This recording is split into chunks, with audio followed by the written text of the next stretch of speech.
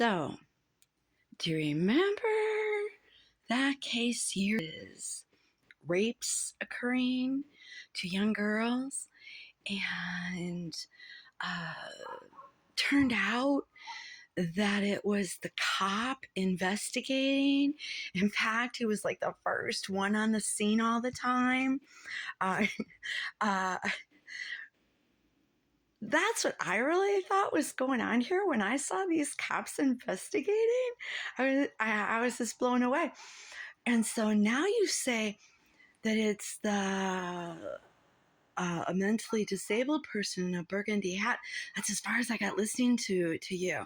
You're brilliant. You're just a genius. I applaud you, Lana. Then bravo, kudos. And it makes sense because see, when it was that person in the hat, when I was pregnant with my second child, I was outside all the time, going up and down the block with the big wheel, because my oldest was 4 years old. And so I was out there with him constantly. So here I am walking around, barefoot and pregnant, literally, out there all day long. Right. Well, I used to keep my keys because I felt very safe in my neighborhood. And I'd keep my keys like right by the door. Turns out somebody was watching me. Somebody named Donald Barber. Somebody who had mental issues. Somebody who, it turns out, his father was buried at the cemetery that was kind of close to my house. And for whatever reasons, I caught his eye. Now, this man terrorized me. He made copies of my house keys. I did not know this. He took it to Kmart across the street, made house keys while I'm out walking with my son, so anyway, I come home one time with my mom because my mom lived next door, and I come home and there he is in front of my window because I live downstairs, and he was playing with himself with an ice pick in his hand. I was frozen and started hyperventilating and screaming, and it was just hell after that. I was in the shower one time and I could hear someone out there, and I was literally frozen with fear. I could not move. And maybe it's a good thing because maybe he would have killed us. I don't know.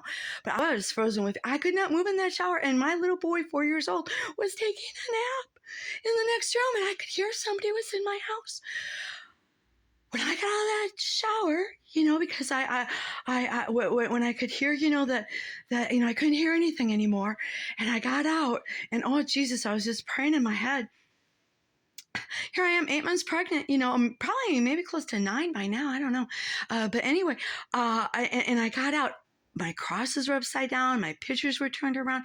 It was terrorizing. He would go by my screen and because I'd have the shades down, and he'd be right outside the screen, and he would take light a cigarette, and I could see his outline. Well, finally, my grandfather, lieutenant of the fire department, he took me to he went to go see the judge, and he said, "Your Honor, can I approach the bench?" He says, said his name, lieutenant of the MILWAUKEE Fire Department.